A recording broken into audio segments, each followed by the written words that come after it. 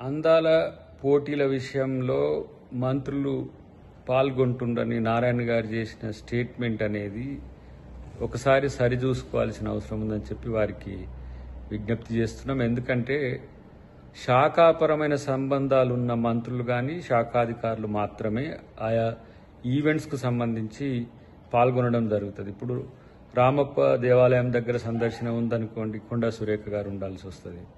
ఇతరత్ర పర్యాటక సంబంధించిన అంశాలు వచ్చినప్పుడు వారు జూపల్లి గారు ఉండాల్సి వస్తుంది. ఇంకా ఏవైనా అలాంటి సందర్భాల్లో మంత్రులు వాళ్ళ యొక్క ప్రజెన్స్ అవసరం ఉంటూనే ఉంటారు తప్పితే అందాల పోటీల చుట్టూ తిరగాల్సిన అవసరం లేదు. శాఖాపరమైన అంశాలు చాలా ఉన్నాయి.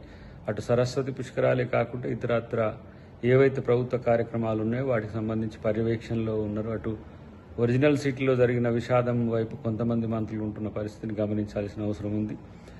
బీజేపీ బీఆర్ఎస్ నాయకులు చేసే స్టేట్మెంట్స్కు ఊతమిచ్చేటట్టుగా నారాయణ గారి స్టేట్మెంట్ ఉందనేది అంశం గమనించాలి.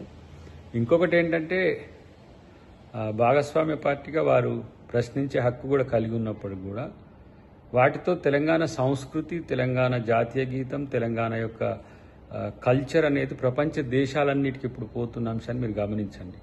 ఇలా కేవలం అందాల పోటీలు అంటే అందాల యొక్క ప్రదర్శన కాకుండా సంస్కృతి సాంప్రదాయాల్లో భాగం చేసి తెలంగాణ అస్తిత్వాన్ని ప్రపంచవ్యాప్తంగా చూపిస్తున్నవని గమనించాల్సిందిగా వారికి కోరుతున్నాం.